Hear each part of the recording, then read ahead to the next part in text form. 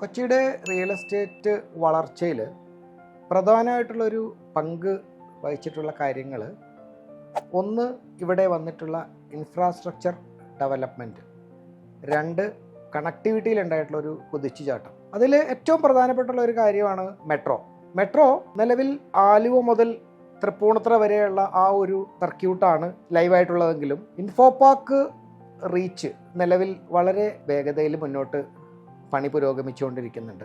അടുത്ത ഒരു 2 വർഷത്തിനുള്ളിൽ മെട്രോ ഇൻഫോ പാർക്ക് റീച്ച് റെഡിയാവും എന്ന് സ്വാഭാവികമായിട്ടും നമുക്ക് പ്രതീക്ഷിക്കാവുന്നതാണ്. മറ്റൊരു കാര്യം, ഈ മെട്രോ ട്രെയിൻ എന്നുള്ളതിൻ്റെ അപ്പുറത്തേക്ക് വാട്ടർ മെട്രോ, അതുപോലെ KMRL തന്നെ പ്രൊവൈഡ് ചെയ്തിട്ടുള്ള ഇലക്ട്രിക് ബസ്സുകൾ, ഇലക്ട്രിക് ഓട്ടോകൾ, ഇങ്ങനെ ഒത്തിരി ഫെസിലിറ്റീസ് ഉണ്ട്. കൊച്ചിയുടെ ഒരു കണക്ടിവിറ്റിയിൽ മെട്രോ വളരെ പ്രധാനമായിട്ടുള്ളൊരു പങ്ക് വഹിക്കുന്നുണ്ട്.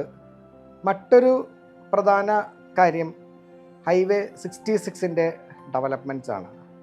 ഇപ്പോൾ ട്രിവാൻഡ്രം ആണെങ്കിലും കാലിക്കറ്റ് ആണെങ്കിലും കൊച്ചിയിൽ നിന്ന് ഒരു 2.5-3 മണിക്കൂറിൽ എത്തിച്ചേരാവുന്ന ഡെസ്റ്റിനേഷനുകളായി ഈ ഹൈവേയുടെ പണി പൂർത്തിയാവുന്നതോടുകൂടി ആയിത്തീരും.